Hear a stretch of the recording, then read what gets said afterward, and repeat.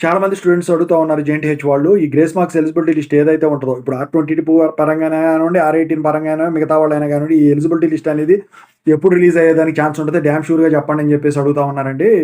So, దాని గురించి చెప్పబోయే ముందైతే ఇంతవరకు ఈ ఛానెల్ సబ్స్క్రైబ్ చేసుకున్న వాళ్ళు ఎవరైనా ఉన్నట్టయితే సబ్స్క్రైబ్ చేసుకొని వీడియో లైక్ చేసి, షేర్ చేయండి. మీకేమైనా నాతో మాట్లాడాలంటే కాల్ మీ ఫర్దర్ కాల్ చేయండి. తెలుగు ఎడ్యుకేషన్ టెలిగ్రామ్ ఛానెల్‌లో జాయిన్ అవ్వండి. అయితే ప్రస్తుతానికి R22 రెగ్యులేషన్ వాళ్ళకి గ్రేస్ మార్క్స్, సబ్జెక్ట్ ఎగ్జామ్షన్ ఏదీ లేదండి.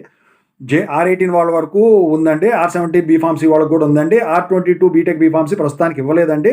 జనరల్‌గా వీళ్ళకి ఎప్పుడు ఉంటది ఏంటని ఎప్పుడు తెలుస్తదని నేను ఇంతకుముందు జేఎన్‌టీయూ యూనివర్సిటీ అప్డేట్స్ ఛానెల్‌లో నేను ఆల్రెడీ మొన్న ఒక వీడియో పెట్టానండి. అది చూడని వాళ్ళు చూడండి. అయితే ఇప్పుడు ఎలిజిబిలిటీ లిస్ట్‌కి సంబంధించింది కూడా అందులో ఒక వీడియో పెట్టానండి. అయితే ఇప్పుడు ఒకవేళ R22 వాళ్ళకి గనక గ్రేస్ మార్క్స్ గనక ఇచ్చినట్టయితే వాళ్ళతో పాటు గనక వదలాలి అంటే మీ నంబర్స్ ఎలిజిబిలిటీ అయిన వాళ్ళవి వీళ్ళవి కూడా వచ్చేసరికి ఆగస్ట్‌లో రిలీజ్ అయ్యేదానికైతే ఈ గ్రేస్ మార్క్స్ ఎలిజిబిలిటీ లిస్ట్ అనేది అక్యురేట్‌గా అయితే అప్పుడే రిలీజ్ చేసేదానికి ఛాన్స్ ఉంది.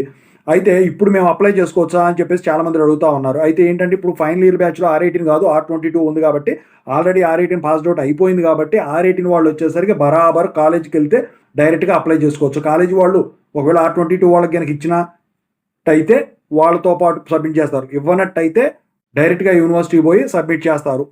లేదు యూనివర్సిటీ వాడు పంపించిందా ఆగాలంటే మాత్రం వాళ్ళు ఏమైనా పనులు ఉన్నట్టయితే ఎందుకంటే అడ్మిషన్ టైం కాబట్టి వాళ్ళది వచ్చిన తర్వాత పంపించడం జరుగుతుంది. ఓవరాల్‌గా ఇది.